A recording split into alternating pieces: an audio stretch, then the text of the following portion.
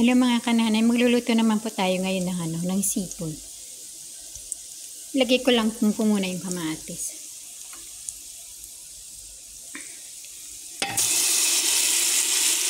Lagay ko na yung mga kasi para medyo lang ba?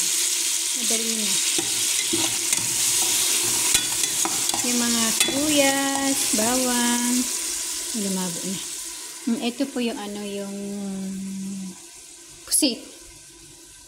Yung crab. Ayan, ito yung mga seasoning niya.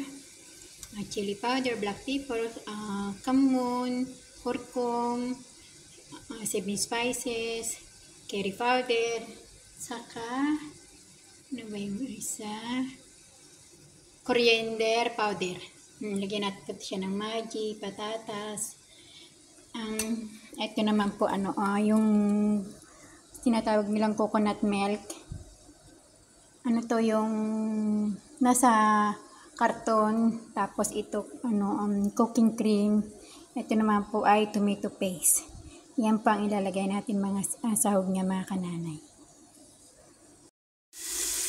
Ilagay na po natin yung pusit.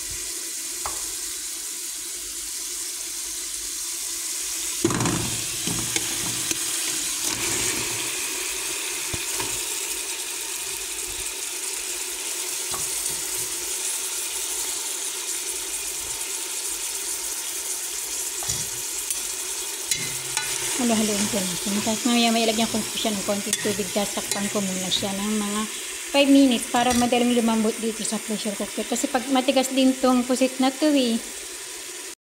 ilagay na po natin yung mga seasoning niya.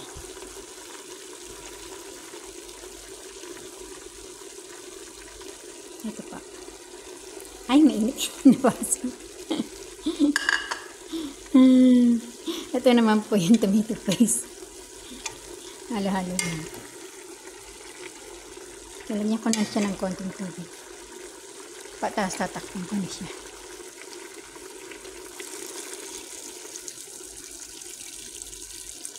Na.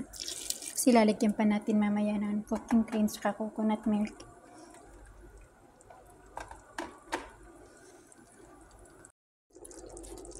Malambot na po yung pusit. Lagyan na po natin yung patatas. Malalaking hiwa na ginawa kong patatas kasi minsan magkahawig na sila ng pusit Tapos lagay ko na rin po yung yung coconut milk. Saka itong cooking cream. Maya-maya pilagay ko rin yung alimasag ba. Lagay naman po natin yung chili. Tapos yung alimasag. Ay. Ang tanghalian ng mga amo. Ito na po yung yung crab sa kamay pusit. Ito po yung white rice. Thanks for watching mga kananay.